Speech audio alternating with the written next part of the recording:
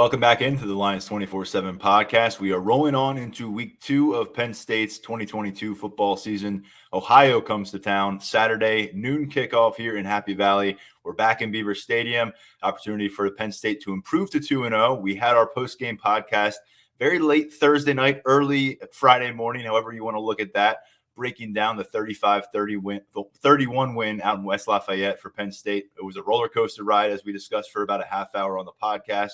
The plan will be, for now that we're back to these normally structured game weeks, to come to you on a Monday, circle back to what we saw in the last game, provide some final thoughts on that, start looking ahead towards the next matchup, come to you on Tuesdays out of James Franklin's press conference, when we'll also have a chance to speak with some Penn State players on Tuesdays, start to get a little more intel on how things are trending for these Nittany Lions, some personnel updates, all that. And then Wednesday afternoons, we'll be back with you, or I should say Thursday afternoons, we'll be back with you with our final predictions. You'll hear from a beat reporter from the other side of this matchup. So we're going to hunt one down for Ohio this week, hopefully.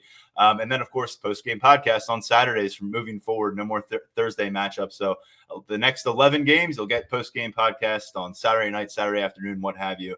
But let's jump into it right now and start off a new week. It's Mark Brennan, Daniel Gallen. They were both out in West Lafayette, saw this matchup in person. Of course, Daniel hopped on with us from Ross-Ade Stadium at around 2 a.m. local time there to get our podcast going. Gentlemen, it's Monday morning. Kind of strange to have this much distance from the last game on a Monday, but that's what you get with the early kickoff. And Mark, we haven't had a chance to have you join us on the podcast since Penn State kicked off its season. 35-31 win. We went through a lot of those details over the course of our post-game pod, but I'm curious how you feel about the Nittany Lions now that you're back in Happy Valley versus when you got on that plane to go out to Indiana. Yeah, like 6 months ago, it seems. The thing I said in my season prediction was I thought a real key this year was going to be resiliency, because what we saw out of this team the last couple of years, whether it was in a game or whether it was over the course of the season, is that when adversity hit, it didn't respond very well. And that goes back to 2020 with the Indiana game.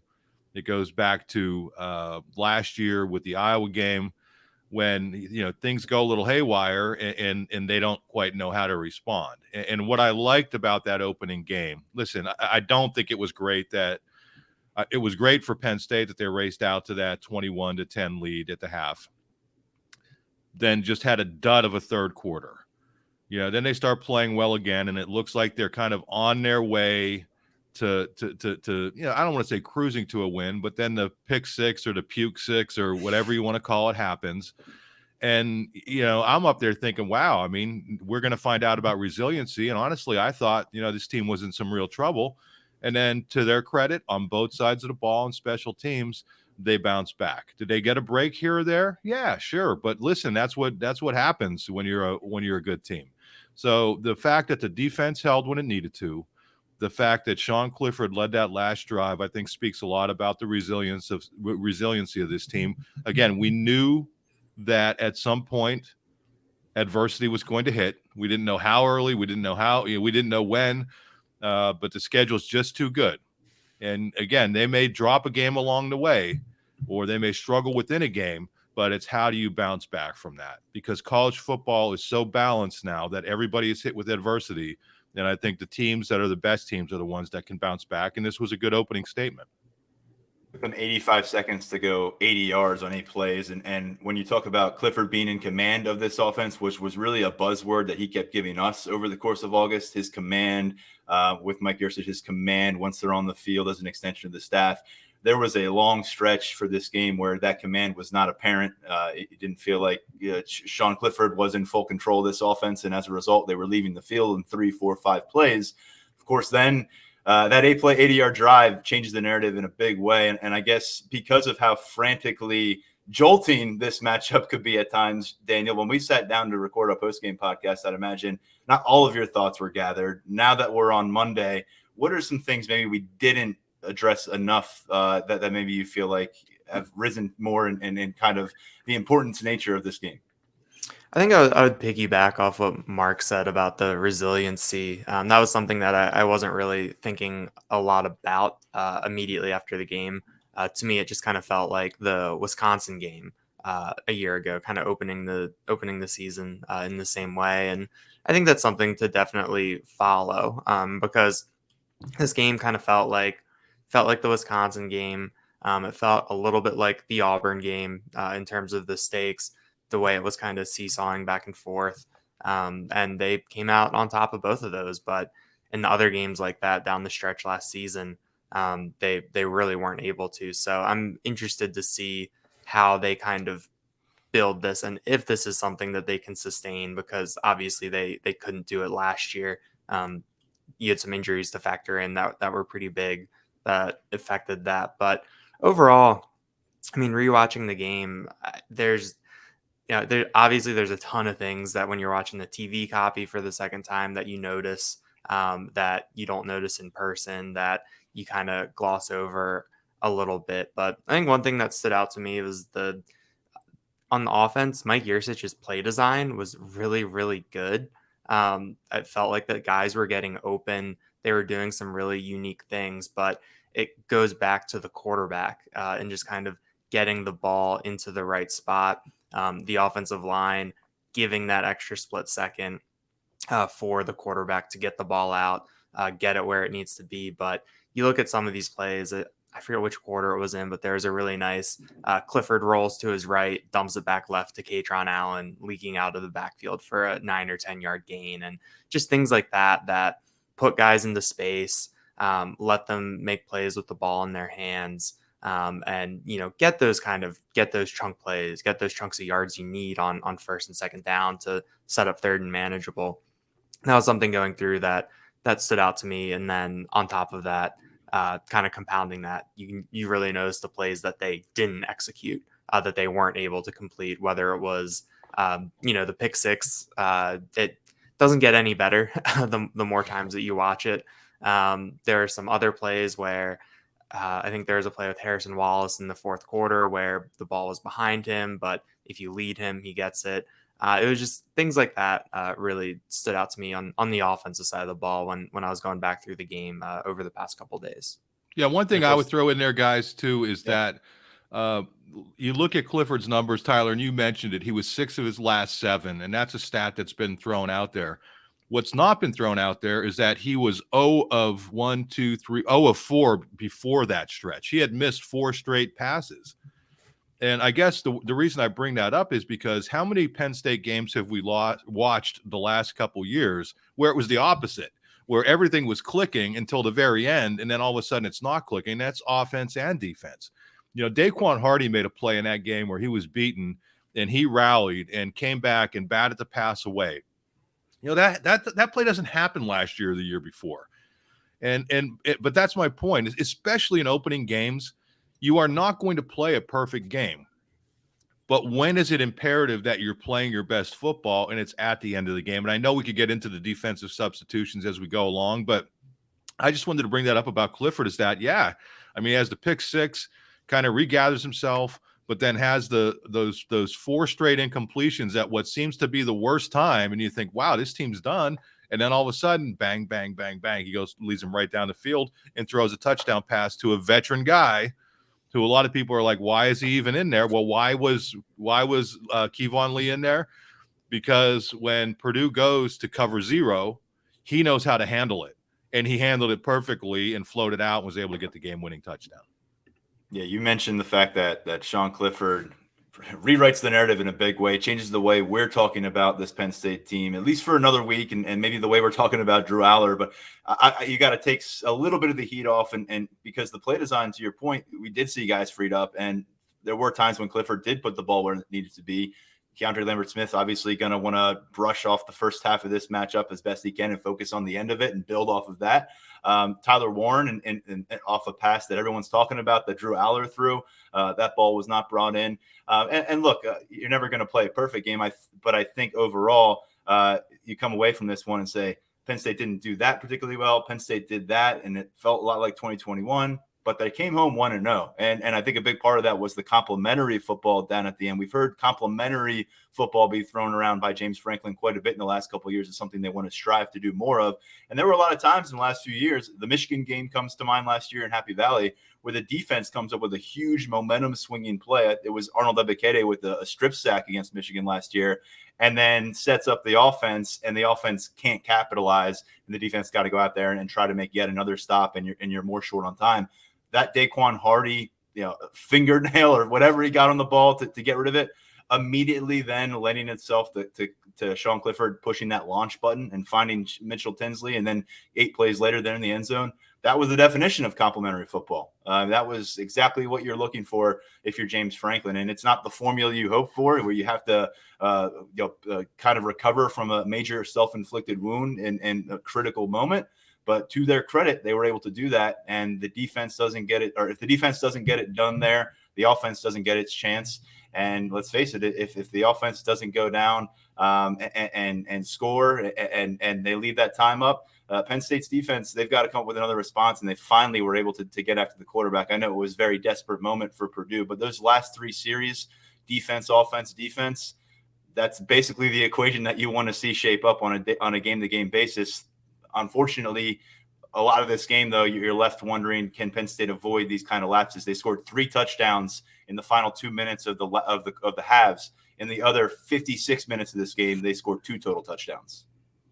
Yeah, but I would also say you have to look at what Purdue didn't do, and that's going to be the issue. Is that I'm anxious to see how this team does facing a team that could actually run the ball, because if Purdue could run the ball, it would have put that thing away.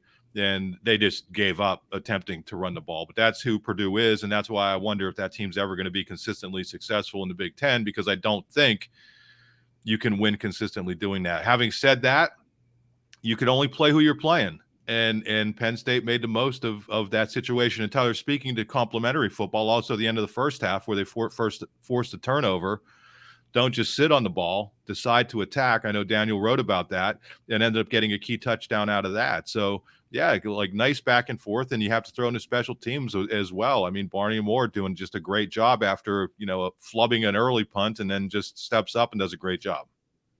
Yeah, right. Daniel, you did write about that aggressive approach, and it's something that we've seen Franklin and Penn State be satisfied at times in the past to go to the locker room with a certain lead. Following up on your story, what does that kind of send? Is there a message being sent by this Penn State football program early on, or was this just kind of a one-off situation? I think that the way that James Franklin really harped on the fact that they had all 3 timeouts, and that was kind of the big reason why he felt comfortable pushing it, and he gave some compliments to the team for avoiding the game 1 types of things that might force you to burn a timeout with 9 minutes left in the first quarter or something like that. But I mean, he said that they want to be aggressive.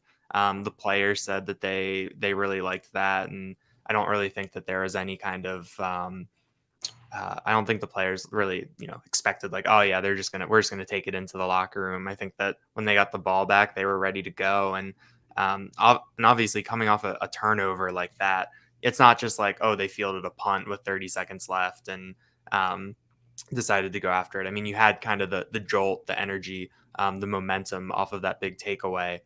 So I think that was something that really helped them. And of course, you get the easy 15 yards on the pass interference penalty. That was another one of those kind of plays where he had Mitchell Tinsley. He had his guy beat. Pass was a little bit behind him, which I think almost caused the defensive pass interference penalty in a way. But yeah, I mean, complementary football in the right spots at the end of those halves, I think was a really significant way that Penn State was able to, work through some of the issues, like you said, Tyler, in the other 56 minutes of the game action. Well, you look at the ebbs and flows of this Penn State team and the highs and lows of this game. Sean Clifford's career has been defined by ups and downs to this point. They had both of them involved in the final half of the fourth quarter in West Lafayette. But when the dust settles on Monday and we're getting ready to record, he's announced as the co-Big Ten Offensive Player of the Week. 5 total touchdowns accounted for, including that one in the final minute, the touchdown toss to Kevon Lee. And we're going to get into the running backs a bit more. But guys, Sean Clifford goes into this week. You got Ohio coming in. There's going to be a lot of talk about Penn State should be up 4 or 5 touchdowns in the third quarter of this matchup, and they want to see Drew Aller. putting him aside for the moment, what do you want to see from Sean Clifford in this game? Because I don't think this Penn State team can survive if he's playing games like that, where it is so hit or miss over the course of 60 minutes. Well, I think he was robbed a little bit. I think his stats would have been much better had it not been for all the drops. I mean, at least 3 of his balls were dropped. So I think you're looking at a better percentage. But he can't have that kind of colossal error. I mean, he just can't. I mean, you cannot do that at that point of the game. I mean, you shouldn't do it at any point of the game, really. But when you're in a position where you have the lead, you cannot have a 6-year guy throw that pass. I mean, Tinsley was open. Worst case scenario, you underthrow it. You don't airmail it so the other guy can grab it and take it the other way. And that's been Sean Clifford's bugaboo kind of throughout his career, is that just when things are going well. Now, again, give him all the credit in the world for rebounding from that. And, hopefully he learns from it. But, at what point are you beyond kind of learning? I guess, teachers would yell at me for saying that. But in college football, when you're in it for 6 years, I mean, he can't do that. You cannot have a veteran player make that mistake at that point. Having said that, you look around college football this first week, and a lot of players are making boneheaded plays at key points that really led to wins and losses. But I just think for Sean Clifford, he has to be better than that in that moment. And he knows it. He's the first one to tell you that. This isn't any revelation. Overall, I thought he played well. He was a good field manager. Obviously he had the issue with the dehydration or whatever it was, and was able to overcome that. But I just think not making that mistake at that key point of the game is he's got to get beyond that. Yeah, I think you're going to want to see a clean and efficient game from him, depending on how much he plays. A stat line that's maybe 12 of 16, 10 of 14, 15 of 18, something in there. Just kind of shows that he can manage the offense, take advantage of a MAC defense, and like Mark said, just avoid that kind of very bad mistake. That, whether it's the context of the game or just the decision itself, if you can avoid that, I think that's what you want to see from him, in this game this weekend. And in a matchup on Thursday night where the running backs combined average significantly less than 4 yards a pop, Sean Clifford was essentially a non-factor on the ground. I'm curious how much of that had to do with whatever was going on with him physically, but that's an area of his game that when Penn State's offense is playing at a high level with Sean Clifford at quarterback, that's typically going to be an element. He essentially got shoved into the end zone by his teammates for his touchdown. Wasn't a very athletic play where he's rolling out or diving into the end zone. So that's something that Sean Clifford has done pretty well with, being mobile. And it's also led him to some injury issues over the last few years. But that wasn't really a big aspect for Penn State in this matchup. And let's jump right back into the running back room, something I wrote about on Friday. We touched on it a little bit. They did add a carry to Nick Singleton about 36 hours after this game went final. They were fixing some things up in the stat sheet, which was a bit of a mess on Thursday night. Nick Singleton credited with a 10th carry. So he actually finished as the leading rush attempt getter. We had 10. He had 31 yards. Katron Allen also had 31 yards on the game. Kevon Lee had 30 rushing yards on 9 attempts. So you had 3 guys, 10 carries for Singleton, 9 carries for Kevon Lee, 8 carries for Katron Allen. Devin Ford didn't get a carry. He did have an important pickup through the air on a reception on 4th down during a touchdown drive. But guys, I think we're going to see more of the same against Ohio. Whether it continues beyond that is where you start to say, can that work? And will it work? And does Jaywan Sider need to have some very difficult conversations between now and, let's say, maybe that Auburn game and kind of finalize who Penn State is going to lean on a bit more? Or do you just say, like in 2019, let yourself figure it out through all of September and let these 4 horses get their run?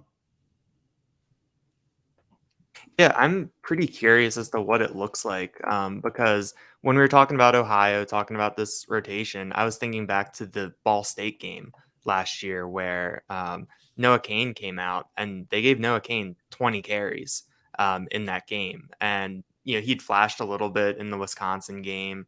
And you kind of saw some of that old Noah Cain coming back from that injury.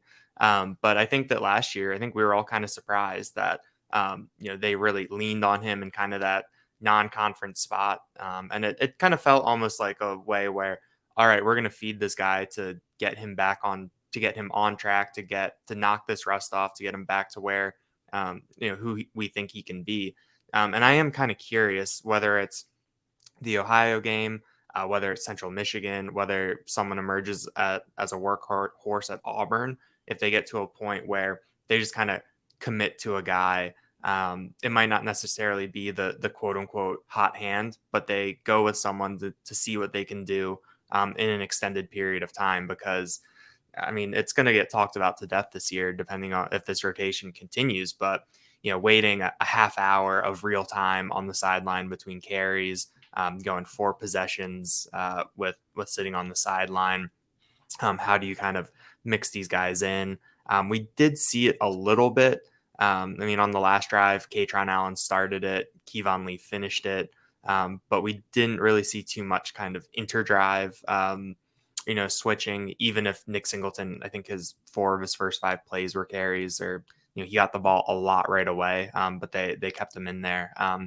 But yeah, the rotation, I think it's going to be one of those things where, it wouldn't surprise me if we're still in October and there's a distribution that's very similar to this, almost like a 10-10-10 type of deal. And, you hope that they have more than 30 if they're each getting 10 carries based on what they're capable of and some of the defenses they'll be facing and what Penn State needs. But I think that's kind of a bit of an underrated thing to watch against Ohio this weekend, when you think about, what Penn State did last year in a similar spot and what they have in those running backs, and I guess what they need to see, because, they've seen a lot from these guys in camp, and everything that we've heard about Nick Singleton, about Kaytron Allen, is that they're great. But that's in practice. That's against Penn State players. What do they look like, against a different colored jersey for an extended period of time? Maybe that's something we find out, but we still have a couple of days to sort through all of that. Yeah, I think we're gonna have a couple of weeks. I think we're gonna have a couple of weeks to figure that out. I would not be surprised if they don't start making they don't wait to start making those decisions until that stretch in October of Michigan, Minnesota, Ohio State, just because I don't know that you have to. Obviously, I'm not saying Auburn's going to be an easy game. Who knows? They could drop that one down there, but it's a non-conference game, and I think they're going to be positioned where you don't have to make that decision. So why not have everybody ready to go for the kind of the stretch run starts a little bit early for Penn State with that key series. The one thing I will tell you is that I think the stats are a little bit deceiving from that game, because even if you're watching on TV, you could see just a natural feel that Singleton and Allen have for kind of finding the hole.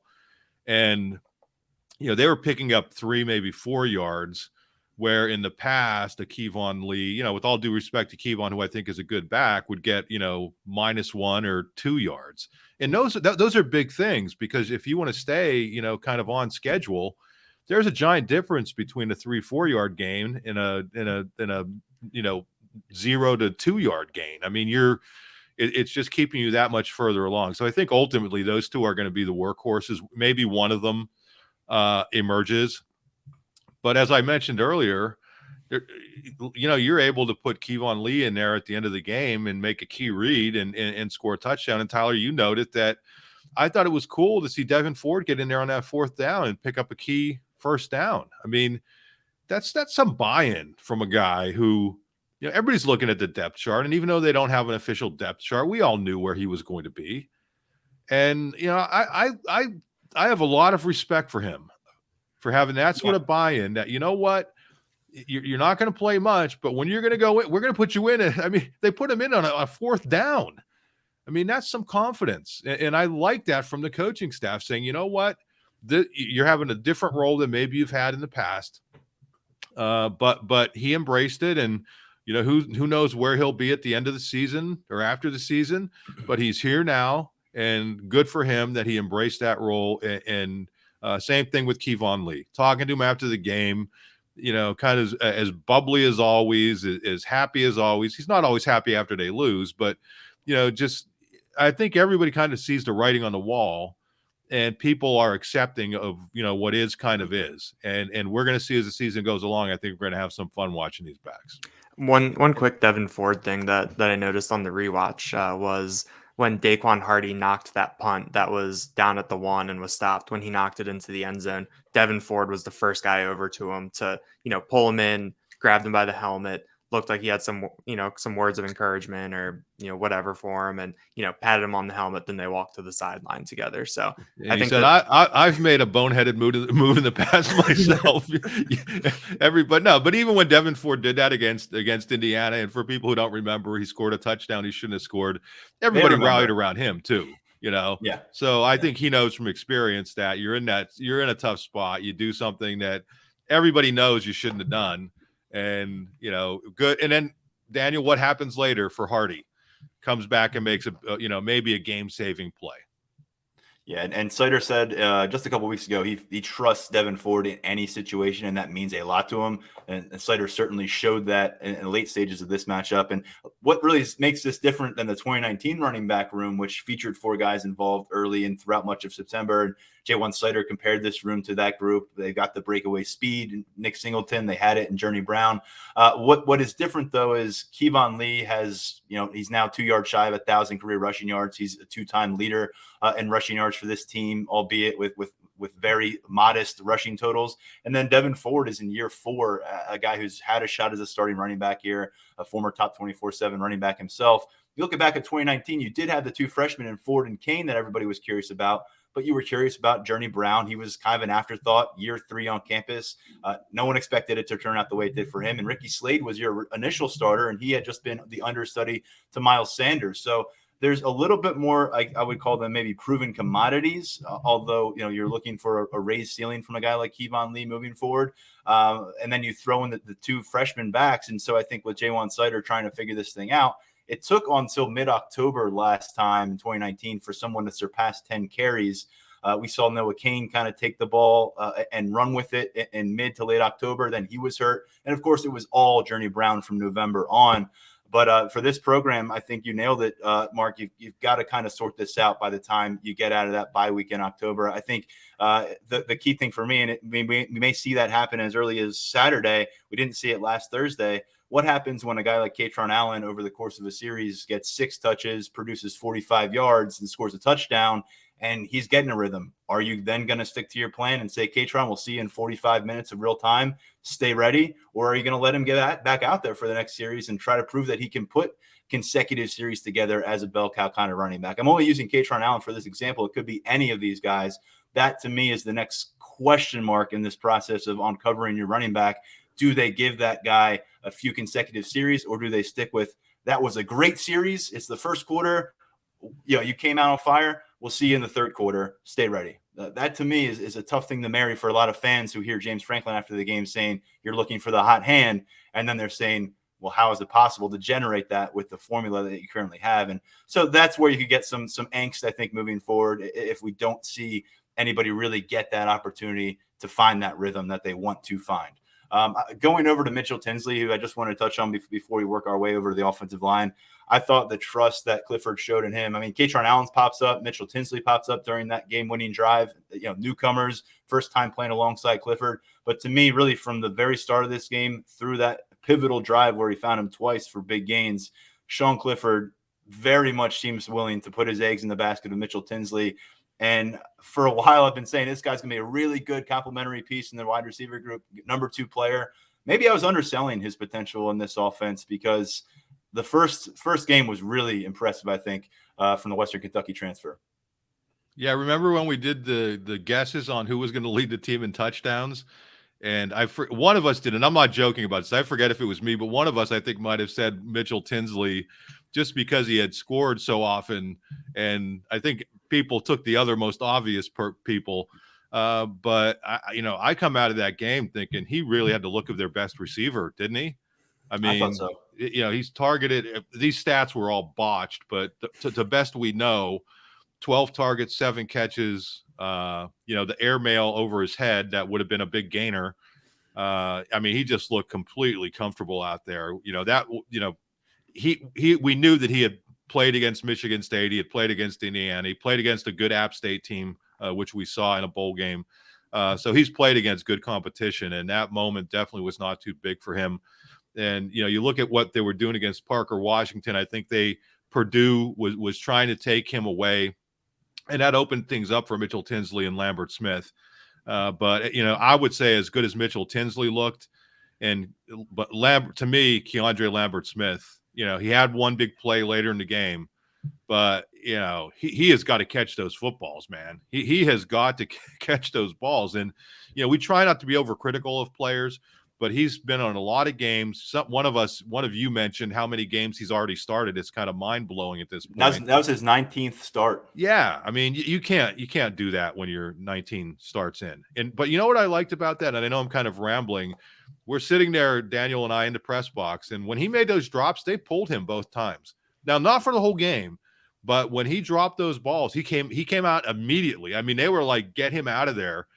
Replaced him, and I think that's what you need to do. That's where you have to be with this team, is that if people are making those kind of mistakes, give somebody else a couple snaps, let them gather themselves on the sideline. But I would just say, as high as I would be on Tinsley, boy, Lambert Smith, come on, man, you got to pull together out there.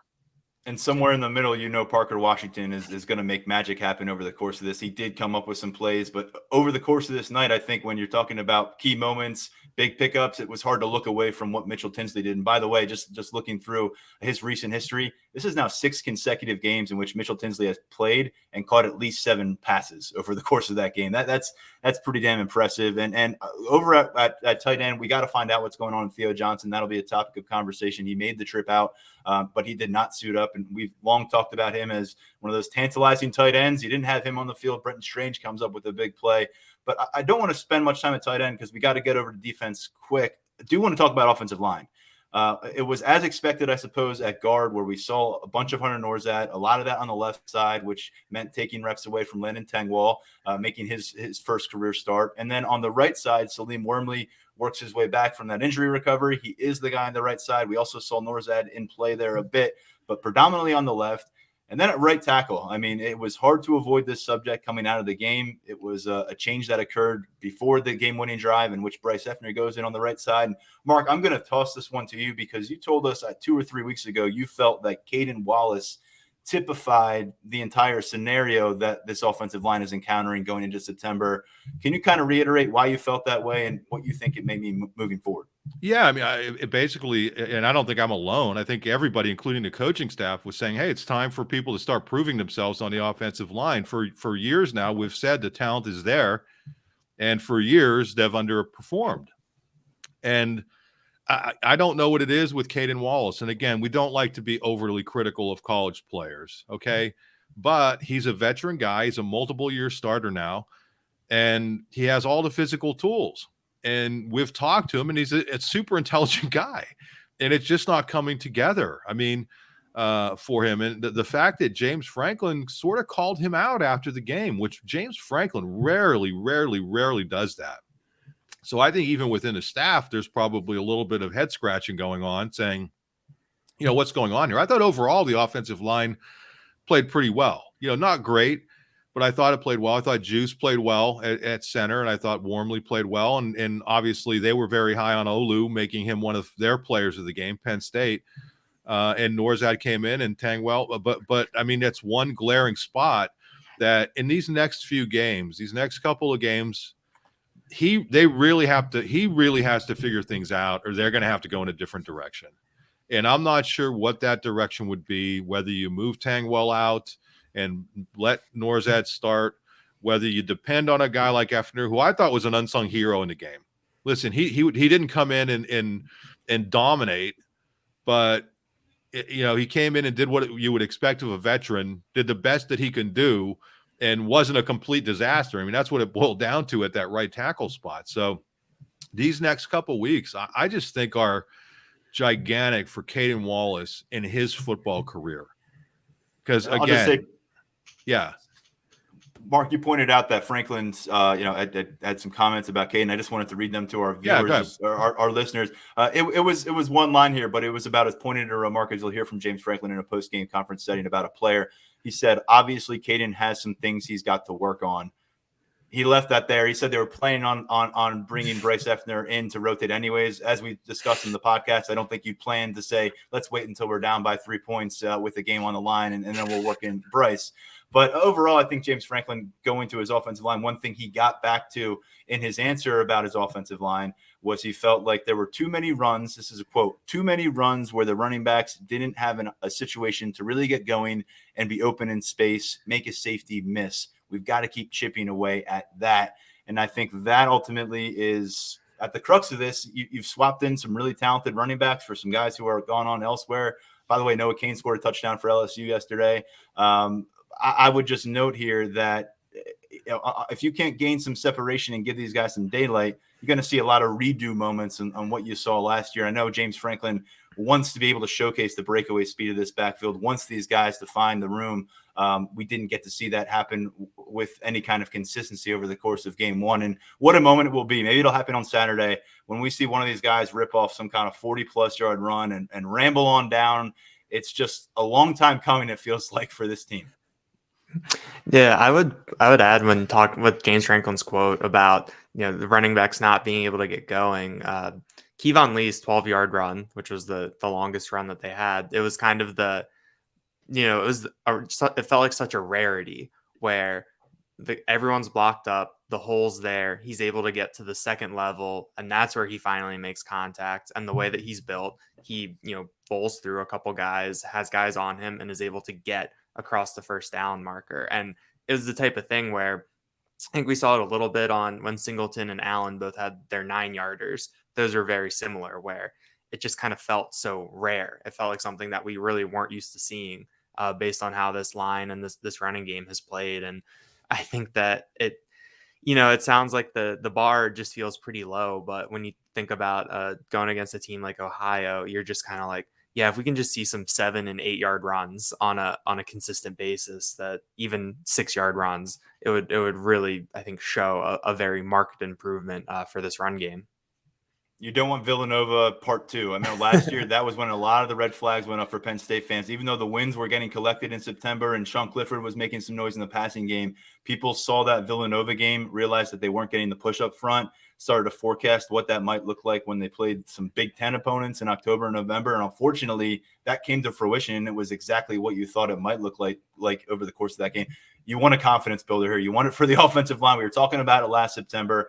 At this point, they're a year overdue for a confidence builder on the ground. So we'll talk about that more as the week progresses. We spent a lot of time focused on that side of the ball. Drew Aller's name is going to pop up over the course of this week. There's no doubt about it. But defensively, fellas, we talked about the clutch moments for Penn State's offense. Came up with them defensively in this one too, late in the game. Joey Porter Jr. squarely in the spotlight as this matchup progressed. And by the time it finished, I think people were ready to crown him as a first-round pick. But what stood out to you ultimately, I'm just going to throw this out there. I want to see more Chop Robinson because he brings something off the edge that I'm not going to say they haven't had in recent years because they've had some outstanding players, but it looks like it could be at an elite level as it gets refined. And it already is at a, you turn your head toward 44 when he's rushing after the passer. It happened pretty frequently for me. And in this matchup, he finally got home in the end. And what a really cool moment for the former Terrapin. Yeah, I think it's only a matter of time until he's starting. But what stood out to me overall with the defensive line and the secondary is how many reserves they played and how many snaps everybody played. They weren't just playing reserves for a series or so. And it got to the point, and I'll admit this, and Daniel knows that, in the fourth quarter, there were some guys out there in the secondary. I'm like, why do they still have these guys out there? I mean, but you know what? Manny Diaz was right. That they ended up having guys who were super fresh at the very end of that game and ended up having 3 holds three non-scoring drives by Purdue when it mattered the most. So I like the fact that they went that deep. And again, it wasn't just rotating somebody in here and there. It was having guys play deep into the fourth quarter in that secondary and on that defensive line. I think the thing that stands out maybe that you're nervous about is what we all were wondering about was that linebacker depth. And, you lose an Abdul Carter. Curtis Jacobs gets banged up for a play or two. He obviously came back in, but then all of a sudden you're looking at the reality of, who's coming in and having to play. if you have an injury or two, or somebody's knocked out for targeting. So yeah, the depth, that secondary depth is just crazy, man. I mean, and it was fun to watch what they were able to do at the end of that game when they knew Purdue had to go a long way in a short time, and having 7-8 defensive backs out there with Jair Brown playing linebacker. I mean, that was fun. That was fun to watch. And at that point, you knew there's no way this is happening because they're just too athletic back there. I really liked looking at the different packages that Manny Diaz was putting out there. I know that with Brent Pry, we kind of always talked about it. You knew what you were going to get for the most part from that defense. You knew kind of what the structure of it was going to be, but to see Manny Diaz kind of mix and match things a little bit. Mark mentioned the package where, and it was this 3 defensive linemen where sometimes only one of them would be down. And then Curtis Jacobs, Jair Brown, and then all defensive backs behind him. I think that was kind of a good way to get all of that talent onto the field. We know that Terry Smith is really high on his cornerbacks. We know that those safeties have gotten a lot of work back there in kind of that competition. So it was really nice to see all of those guys on the field and in position to make plays. Talking about Chop Robinson and the defensive line, Purdue is just, it's such a tough way to evaluate those guys. The way that they play, the way their offense is just very predicated on getting the ball out quickly. I want to see if Adisa Isaac can look kind of like we expected him to against a team like Ohio. If we can see more Chop Robinson. A guy that I'm a little bit more curious about now after week 1 is Amin Vanover. He's someone that I think we could see more of against a team like Ohio, because he had the hustle play downfield, and then he combined with Hakeem Beamon on a really nice tackle for loss. And I think that it was we didn't see Smith Vilbert on the travel roster, and that kind of raised our eyebrows a little bit. And I think Amin Vanover kind of showed, why he was there, what he was there for. So, I mean, I think that the biggest takeaway for me coming out from, I guess, the 10,000 foot view looking at the defense is just kind of what Manny Diaz was doing. We saw some of those blitzes. We saw kind of the aggressiveness in the way that Joey Porter Jr. was attacking the ball, the way that those defensive backs were going for the strip when someone was held up. So I think there's a lot to kind of take away from this, and it was fun. I think after last year, watching kind of 4 guys go after the quarterback and the Sam linebacker out there covering a slot receiver, I think that this was a little bit different, and it made things a little bit more exciting. Yeah, you know what I would add to, Tyler, is Aiden O'Connell. That was a really good opening test. I mean, that's about as refined a quarterback as you're going to see this year. And I'm talking about everybody who's on the schedule. Penn State did some things with blitzing that he recognized and beat. And I mean, it was like NFL level stuff. You're like, okay, here comes the linebacker. Where's he throwing? Right. Or here comes the cornerback off the edge. Where's he's throwing right behind where the cornerback was. Or the linebacker comes from one side and he reads it and throws it straight to the open man hot. I mean, that was a really nice opening test. I mean, the question marks about this defense are going to revolve around what it's able to do against the running game. Because I think that was a very stern test, and I think this defense passed. I think there were some issues at times, but overall, I think the defense did a really nice job against an extremely talented quarterback who – I don't know that he's going to be an NFL starter, but I think that guy's going to play in the NFL for a lot of years because he is very skilled and has some talents that just a lot of quarterbacks that they don't come naturally to a lot of quarterbacks. Yeah, ends up 29 of 58. A guy who's completed 72% of his passes last year. And obviously there were stretches of this game where he caught fire, but the Penn State defense, they got their hands on a lot of balls. I think Joey Porter ended up getting credited with 6 pass breakups, which is just extraordinary. It's just at a different level than what we're ever accustomed to seeing from a defensive back. So there were opportunities to make plays, and for the most part, Penn State made them. When you throw the ball 58 times and only one of those passes results in a touchdown, that's a pretty good day for your defense. And guys, you mentioned the Amin Vanover hustle play. I want to get to one more defensive end. Adisa Isaac was a guy that I'm really curious to see what he looks like on the first game of October versus the first game of September. This injury that he's working his way back from, and I think a lot of it physically should be behind him at this point, but mentally, when you hear about guys recovering from an Achilles injury and you're trying and what you're doing is based on explosiveness off the edge and beating a tackle to a point, this is a guy and Adisa Isaac that I feel like you can see him getting better and better as the season goes on. That's the best case scenario. I think I'm just really curious, because if you were hoping to see a finished product in Adisa Isaac as like, this is your first teamer, a guy who's ready to be a breakout kind of player, you didn't necessarily get that feel. At least I didn't watching this matchup, but I also need to understand, and I think everyone does, let's give him some time to work and let's give him some time to attack. Overall in the day, I thought Chop Robinson was the most impactful rusher off the edge. That may change over the next few months. Maybe Chop gets better and Adisa gets better and everybody gets better. But I think right now, Adisa Isaac, there's a lot of room to grow for him moving forward. I'm curious to hear what PJ Mustafa thought about his first performance back.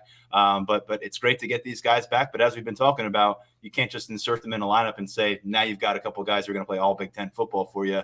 September's proving ground for a few of these guys who are working their way back from injury. Probably throw Salim Wormley in that as well. And I just wanted to note that I felt Adisa Isaac, that's an area on the field right now where I think Penn State could be in a lot better shape when they get through a couple games more and kind of get his footing back underneath him. Yeah, they were very careful with Isaac and PJ. I mean, very careful. I don't know the snap counts, but PJ came out of there really early, and I was almost wondering, could he be banged up? But nope. I think they were just playing it smart, and I think wisely so. With Isaac, it's a little bit different, as you said, Tyler, when you're on that edge and you need that explosiveness. Like, I think you can get away with it a little bit at tackle with waiting for the explosiveness to kind of come along. And yes, PJ is going to be better in October than he is now, but it was more noticeable with Adisa. But I think the good news is they have other options there until he gets back.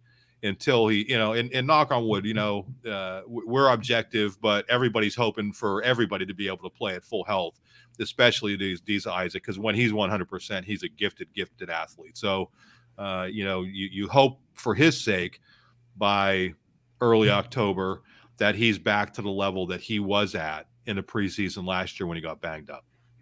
It's easy to talk about the rehab, and both Adisa was participating at various points in spring practice. Both Adisa and PJ Mustafa were back for fall camp, but the way the game is now, and the way that practices are done, they do the scrimmages. There are some contact periods here and there, but there's really no kind of replacement for the real thing, for being in the stadium, 50,000 fans, a different color uniform across from you. And I think that that's something that kind of like Tyler said, is proving ground. Guys will get their feet under them. They'll, you kind of have to like play your way into shape from almost like the mental side of it, and getting used to that kind of environment, playing in that kind of environment. So I think that over these next couple of weeks, October 1st, I think that Northwestern game is going to be pretty big in terms of a lot of individual players just figuring out where they are, who they are going into that bye week with what is waiting on the other side of that. By the time Penn State got into their second defensive series on Thursday night, they had already been rolling in, backups, Jalen Reed at safety, Jordan Vandenberg at defensive tackle, Devon Ely's at defensive tackle, Kobe King got right in there at Mike linebacker, Vanover, Dom DeLuca, Zane Durant, all just on the second defensive series. And James Franklin said after this matchup, hey, if you thought we used a lot of guys and we went deep on defense, just wait till next game. That's something they want to do. That's why I said don't read into too much into some of these spots who the first guy is out there from snap one. Look at the full body of work from 60 minutes, who's getting that, who's coming out the other side with some momentum. And I think with that said, either of you feel comfortable enough to say who the Mike linebacker is going to be for Penn State come October 1st? Because I'm not there yet. No, I think they have a lot of work to do there. I think they're fortunate that I don't know that they're going to face a great rushing team before that. And that's where, Auburn should want to. They'll be good, but I'm talking, Auburn still has that's still a work in progress, and they could prove me wrong and come out and rush for 500 yards, whatever. But I do, and that's also a non-conference game. Not saying that you want to lose it, but it's just that position, and it wasn't just against the run. I mean, there was some issues in coverage from that position as well. So to me, that's the spot on defense that they really have to nail down. I thought Sutherland played well, in spots, and, in Curtis Jacobs, what you're going to get. Really wish we could have seen more of Abdul Carter. I feel almost bad for him. I think by the letter of the law, that was the penalty. But I mean, I think that Mike spot is really the question mark for this entire defense moving forward.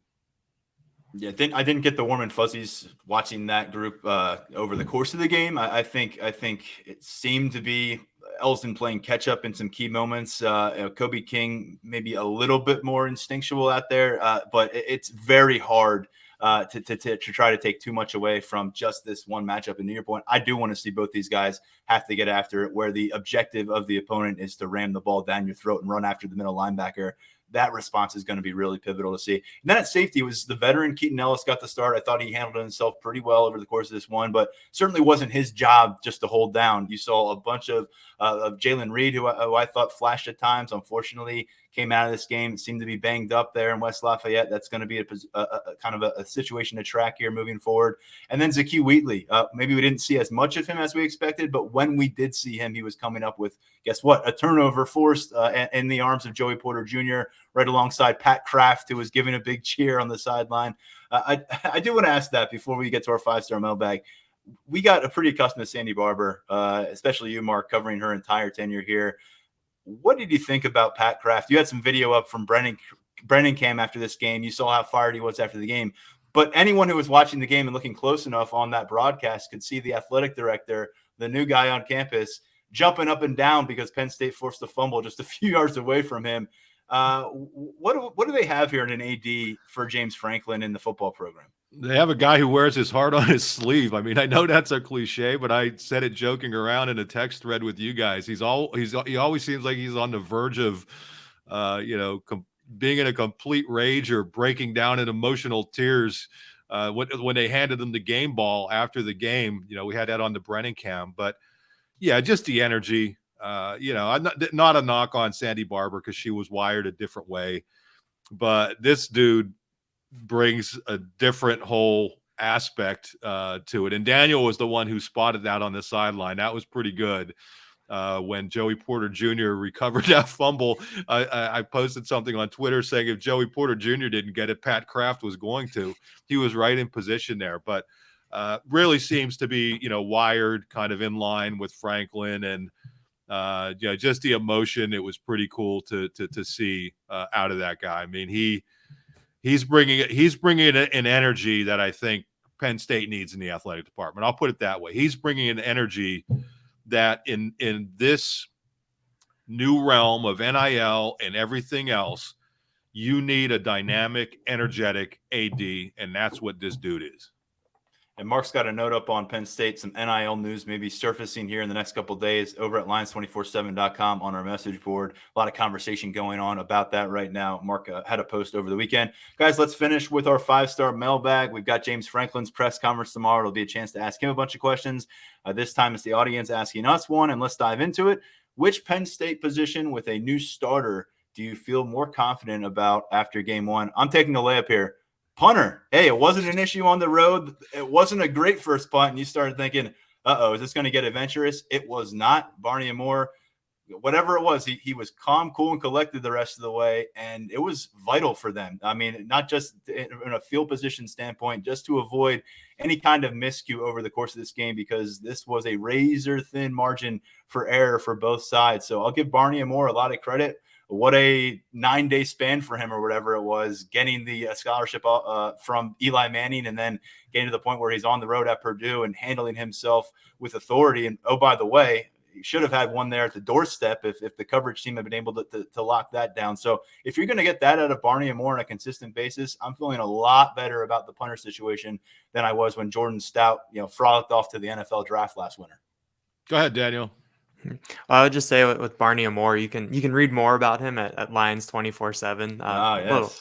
Little plug there. But with the punt, I would just say the first punt, he was asked about that. And he talked about in terms of practicing and getting to the point where when you miss hit, you want to miss hit forward and not off to the side, because when it's to the left or the right, those are the 12-yard shanks. And so, I thought that was a really interesting kind of to hear from him, and kind of the science of punting, where, he said that he mishit it, but you want to rep things enough. You want to rep things enough that when you do mess up, it's still going forward, because you can still get it 38 yards. So I thought that was a little bit of interesting insight from him after the game. For me, for this one, I'm going to go with someone that we just mentioned at a position where I don't necessarily know if this guy will still be the starter in a couple weeks, but watching the game back, I was really impressed with Keaton Ellis at safety. You didn't really notice it in the flow of the game, but in going back, I think he got credited with 3 pass breakups. He was active blitzing. It just really felt like every time I was looking up, number 2 was there around the ball. And coming into this year, Zakee Wheatley had all the hype coming out of the spring as the takeaway king. He was the guy we didn't see last year who moved over. Jalen Reed was the only other freshman besides Kalen King who burned his red shirt. So you had a lot of, I guess, attention, hype around him. And I think we kind of felt like with Keaton Ellis, we know what he is at this point. You know what you're going to get. But what we got on Thursday night, I thought was a little bit more than we expected. Obviously, if he can haul in that one interception, that would have, really iced things there at the end. But I just came away really impressed with him. He was someone that in my notes, I kept writing down Keaton Ellis, Keaton Ellis, Keaton Ellis. Obviously, there's a lot of competition at that spot. We saw the rotation, but the way that Manny Diaz is playing those defensive backs, I don't think it'll matter whether or not he's starting. I think he'll still get a lot of opportunities out there. Yeah, and he's also a good special teams player. I mean, he Yes. downed one down inside, what was it, the 3 or the 2 or whatever it was. I'm not going to go with Mitchell Tinsley just because we've already talked about him a lot. I was really impressed with Olu Fashanu at left tackle. It was kind of the polar opposite of right tackle. I know he started the bowl game, but he's a new starter to me. And to have him come in and play the way he did, you really didn't notice him. And that's the key with an offensive lineman. I know that's kind of a backhanded compliment. But yeah, Olu, I thought, came in and played really well for his first game. I think they could be comfortable with that spot moving forward. That doesn't mean he may not have issues against some of the premier pass rushers. There's still a learning curve, but he's a young guy. He's big. He's athletic. I think he is going to be a really good offensive tackle for as long as they're able to keep him on campus and not going to the next level. I don't know that's happening anytime soon, but I think you look at him and he has all the tools to be, a player at that next level. And I did want to throw in one other thing before we wrap up. It's the last day of our 75% off VIP special. We've had a great turnout for this. We appreciate everybody who's come on board, but hey, you get in on the VIP action for less than 8 cents per day. Tyler Calvaruso is doing a great job on recruiting. Tyler Donohue pitches in on recruiting. Brian Doan and the whole team. We've had VIP notes. So it's a great way to get plugged into Penn State sports and to really support our site. I mean, we really appreciate everybody who's a subscriber and supports our site. A lot of changes over the last however many months, but we're closing in on a new high for subscriptions all time, which is tremendous. So 75% off goes through Monday night. So if you're watching this on Tuesday, listening on Tuesday, you missed it, but I'm sure we'll have another great deal. But this is our best deal of the year, 75% off for an annual. So just wanted to put that plug in and appreciate everybody who does subscribe. And this weekend, while we were wrapping our minds around Purdue, Penn State, Tyler Calvaruso spent 3 consecutive days at high school football games. So he's out and about. His coverage at lions247.com. We'll have a chance to get back into the Beaver Stadium media room on Tuesday afternoon. It's time for the annual press conference with James Franklin. We'll come back to you pretty soon after that with a fresh podcast. break down the takeaways from James Franklin, start looking ahead to Ohio. And then we're back on the practice field Wednesday. Don't want to miss our VIP notes coming off the field Wednesday evening, including a full photo gallery from our latest look at the Nittany Lions. Big thanks to Daniel and Mark for joining me here on the podcast. And, of course, Lance Glenn getting it done behind the scenes as our producer. We'll talk to you pretty soon right here on the Lions 247 Podcast.